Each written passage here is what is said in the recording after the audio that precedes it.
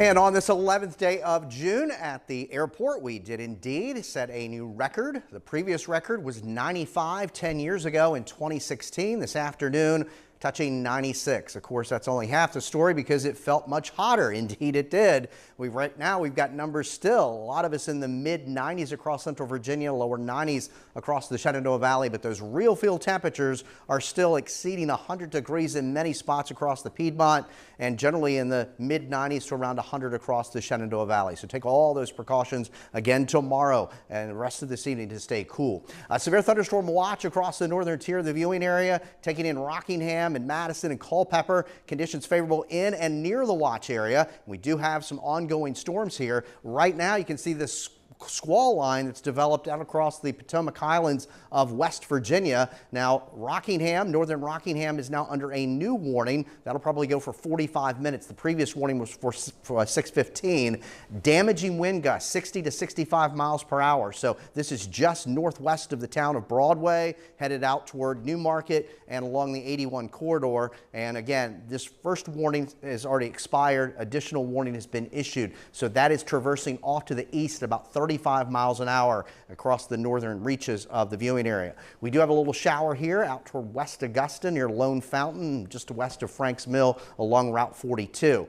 As we take a look at the early evening, yes, there will be some storms out there, but not everyone's going to see those. Otherwise, partly cloudy overnight with temperatures in the muggy low 70s. Can't get much cooling at night. And then tomorrow, we're back in the mid, if not some upper 90s east of the mountains, lower 90s out to the west. Heat indices will be once again over 100 degrees, and the first alert weather conditions continue not only for the heat and humidity, but also for this storm threat. Another day of level 2 with the main threat with these storms, damaging wind gusts, some spotty large hail, and while not zero, but very low, can't rule out an isolated tornado. I think our time frame tomorrow is say between 2 and 8 o'clock. Rainfall in general, half an inch or less, but any thunderstorm can produce localized higher amounts of rainfall. So our Friday morning starts muggy. It's quiet. Temperatures climb well out of the 70s and into the 90s. Most of us in the mid 90s by the afternoon. And then we'll watch this line of storm out ahead of the actual cold front that's off to our north and west. And that'll race through here as we go through 3, 4, 5, 6 o'clock, kind of prime time in the evening.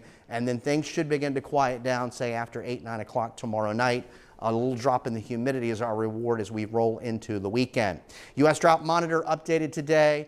Not a whole lot of change, still dealing with extreme drought conditions across much of central Virginia, areas just northwest of there under severe drought conditions. Our numbers at the airport currently show a deficit for the year of nearly 7 inches. Let's take a look at your forecast here for tonight. Still first alert weather conditions early this evening, partly cloudy, muggy, temperatures in the lower 70s. There's a look at the Michael and Son 7-day forecast with another first alert weather day here for your Friday afternoon and evening with some of those storms that produce some damaging winds, the greatest threat. Then we'll get a little drop off in the humidity here for Saturday, but we're still going to hold numbers in the lower 90s. We'll break the heat wave as we get into next week. Some more storm chances, but cooler conditions will rule next week. All right, Eric. Thank you.